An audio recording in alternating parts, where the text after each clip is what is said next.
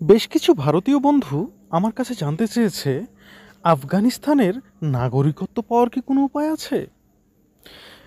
শুধু ভারতীয় নয়, কয়েকজন বাংলাদেশি বন্ধুও আমার কাছে জানতে চেয়েছে, আফগানিস্তানে নাগরিকত্ব পাওয়ার কোনো উপায় জানা আছে কি?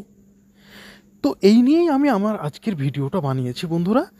আশা করছি শুরু থেকে শেষ অবধি দেখবেন এবং ইনশাল্লাহ বলে দেব আসলে আফগানিস্তানে নাগরিকত্ব পাওয়া যায় কি না, বা যাওয়ার কোনো প্রবাবিলিটি আছে কি না, যদি থেকেও থাকে তাহলে সেটা কিভাবে সম্ভব, ইত্যাদি ইত্যাদি। তো মূল ভিডিওতে যাওয়ার আগে আপনাদের সকলের কাছে রিকোয়েস্ট, যদি আপনি আমার চ্যানেলে নতুন হয়ে থাকেন তাহলে অবশ্যই সাবস্ক্রাইব করে পাশে থাকা বেল বাটনটি বাজিয়ে দিবেন, যাতে করে নতুন ভিডিও আসা মাত্রই আপনি নোটিফিকেশান পেয়ে যেতে পারেন। আর যারা সাবস্ক্রাইবার আছেন, পুরাতন দর্শক আছেন, তাদেরকে অসংখ্য ধন্যবাদ। তো বন্ধুরা, সম্প্রতি আফগানিস্তান আমেরিকার হাত থেকে স্বাধীন হয়েছে। তারা প্রায় ২০ বছর সশস্ত্র সংগ্রাম করে তাদের দেশকে বা তাদের মাতৃভূমিকে স্বাধীন করেছে এবং দারিদ্র্যপীড়িত ও অর্থনৈতিক ভঙ্গুর একটা দেশকে কিভাবে সামনের দিকে এগিয়ে নিয়ে যেতে হয়, সেক্ষেত্রে বেশ ভালো কিছু একটা অবস্থান তারা ব্যক্ত করেছে। এবং প্রত্যেকটা অর্থনৈতিক বিশেষজ্ঞই মনে করছে আফগানিস্তান হয়তো এক অর্থনৈতিক পরাশক্তি হিসেবে আগামীতে আবির্ভূত হবে।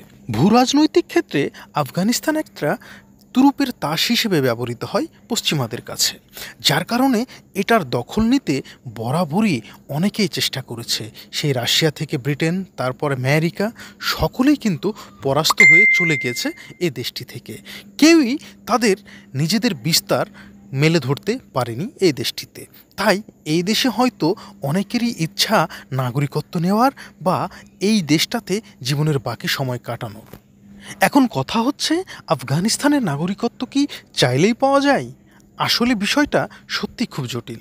আফগানিস্তানের নাগরিকত্ব পেতে হলে আপনাকে জন্মগতভাবে একজন আফগানি হতে হবে, অর্থাৎ আপনার পিতামাতা যদি আফগানিস্তানের বাসিন্দা নাও হয়, কিন্তু আপনি যদি আফগানিস্তানে শুধুমাত্র জন্মগ্রহণ করে থাকেন, তাহলে নিঃসন্দেহে আপনি আফগানিস্তানের নাগরিকত্ব পাবেন। আবার আপনার বাবা অথবা মা যে কোনো একজন যদি আফগানি হয়ে থাকেন, তবুও আপনি আফগানিস্তানের নাগরিকত্ব পাবেন। কিন্তু এই মুহূর্তে আপনি যদি বাইরের কোনো সিটিজেন হন, আপনি যদি মনে করেন আপনি সেখানে ট্যুরিস্ট ভিসায় যাবেন, যাওয়ার পরে সেখানে নাগরিকত্ব নেবেন, তাহলে এটা আপনার জন্য অনেক কষ্টসাধ্য একটা বিষয় হয়ে যায়। তবে আপনি যদি আফগান নারী বা আফগান পুরুষকে বিয়ে করতে পারেন, সেক্ষেত্রে আপনি আফগানিস্তানের নাগরিকত্ব পেতে পারেন। তবে সকলের জ্ঞাতার্থে বলে রাখছি, আপনারা অনেকেই হয়তো আবেগাপ্লুত হয়ে এই ধরনের কমেন্ট আমাকে করে থাকেন, কিন্তু আপনাদের জন্য কিছু গুরুত্বপূর্ণ ইনফরমেশান। কারণ আফগানিস্তান এখনও একটা দারিদ্র্যপীড়িত, নিজ দেশের নাগরিকের অন্ন, বস্ত্র, বাসস্থানের ব্যবস্থা করতে এখনও হিমশিম খাচ্ছে তালেবান সরকার। তবে হয়তোবা তাদের কিছু অগ্রগতি, তাদের কিছু কার্যক্রম আশান্বিত করছে সকলকে, এই ভেবে যে এভাবে যদি চলতে থাকে তাহলে হয়তো অদূর ভবিষ্যতে আফগান অর্থনীতি পৃথিবীর এক বৃহৎ অর্থনীতি হতে পারে। তবে সেটা কিন্তু সময়ের ব্যাপার বন্ধুরা। তাই এই সমস্ত সিদ্ধান্ত নেওয়ার আগে আপনাকে অবশ্যই চিন্তা ভাবনা করে এগোতে হবে। একটা কথা মনে রাখবেন, আফগান অর্থনীতির চাইতে কিন্তু বাংলাদেশের অর্থনীতি এখনও অনেক বেটার পজিশনে আছে।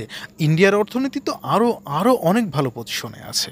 তো যাই হোক, অনেকেই হয়তো আবার মনে করবেন আমি ইন্ডিয়ার প্রশংসা করছি, বা অনেকে নেতিবাচক মন্তব্যও করে থাকে। তবে সাদাকে সাদা, কালোকে কালো অবশ্যই বলতেই হবে। একটা কথা মনে রাখবেন, বিশেষ করে মুসলিমদের কাছে শ্রদ্ধার কারণ হয়ে গিয়েছে আফগান সরকার এই কারণে যে আফগানে এখন শরিয়া আইন চলছে, যেটা কিনা সত্যি মুসলমানদের জন্য একটা গর্বের বিষয়।